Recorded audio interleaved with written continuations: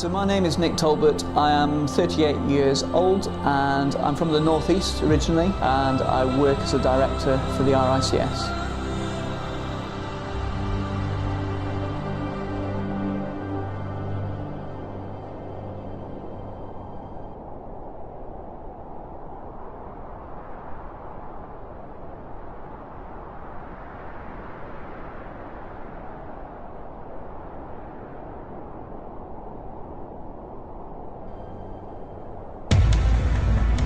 Cystic fibrosis is a disease which basically attacks the body's organs, particularly the lungs, until you need a lung transplant or worse.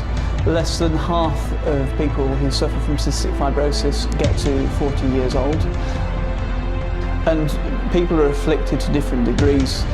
I know a 9-year-old, for example, who has been admitted to hospital to be assessed for whether he can receive a lung transplant or not. I mean, how crazy is that?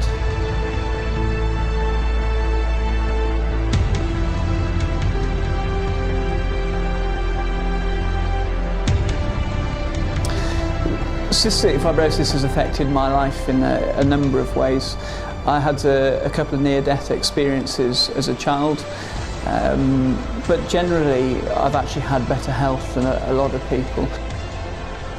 I suppose the main factors that have affected my life are trips to hospitals, some pretty unpleasant medications at times. Also, it makes dating quite interesting. You can be having a nice romantic candlelit dinner, but apparently coughing up half a lung over dinner isn't exactly good dating etiquette. Some people can be a little bit fussy like that.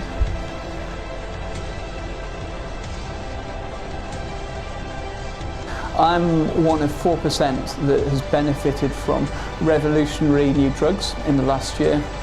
And that means that my cough has primarily been eradicated, my lungs are in much more stable condition, my weight is better, and I no longer have things like the coughing fits that I used to suffer from. I don't have to go to hospital as frequently. Life is really good.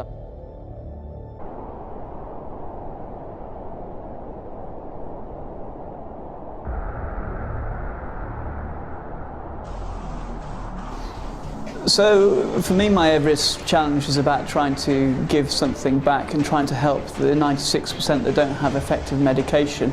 I used to put myself forward for drugs trials as a guinea pig, but I can no longer do that sort of thing. So now what I'm trying to do is raise awareness of cystic fibrosis and essentially raise funding, which will help the Cystic Fibrosis Trust fund new research. There's an awful lot of hope at the moment for breakthrough research, but the key thing that is actually missing is funding for that new research in what for many people with cystic fibrosis is really a race against time.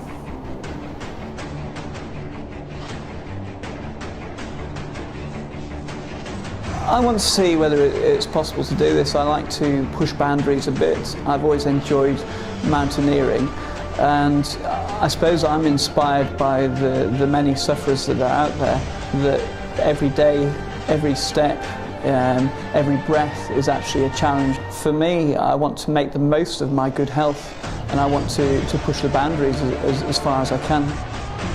Part of the challenge that's most exciting is the unknown. I don't know whether I can do this or not genuinely, but I'm excited to find out.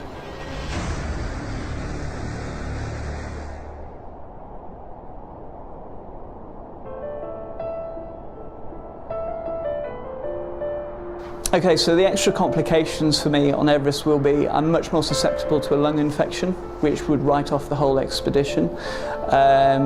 I am slower than most people on Everest because I have a lower lung capacity. I've been trying to compensate for that through my training by particularly focusing on stamina and speed so that I stand a chance of keeping up with other people on the mountain. The most scary parts of the challenge will be crossing over the crevasses and going through the ice fall just above base camp, and also going into the death zone. So the death zone is a part of the mountain. It typically starts about 8,000 metres where the body cannot take in enough oxygen to survive, and so it will slowly break down. It's at that point that you really, especially if you're me with a lung condition, you really need to have supplemental oxygen, and that really needs to work effectively in order to allow your body to operate and not degenerate too much at that altitude. It's still extremely difficult, but it does make it a bit easier.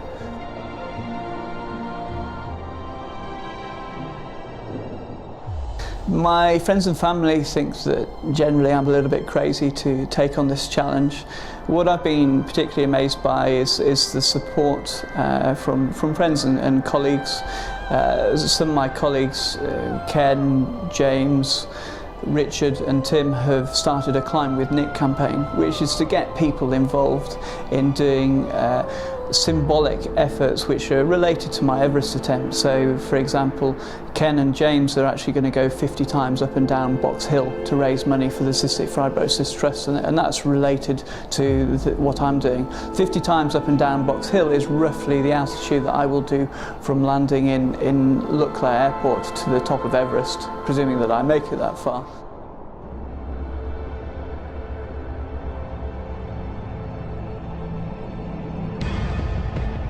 If you're an individual, you can make a personal donation through my Virgin Money giving page. Also, you might consider doing a Climb with Nick challenge, such as the one I mentioned where I have colleagues that are doing Box Hill 50 times. You don't have to do anything as crazy as that. If you look at the top that I'm wearing, I have no corporate logos at this moment in time. If a corporate was to make a significant donation to the Cystic Fibrosis Trust, every penny goes literally to the charity to help fund medical research, then I'd be happy to wear the logo. I believe that with the breakthroughs that are coming, and in what is a race against time for many people, every contribution will help to save lives.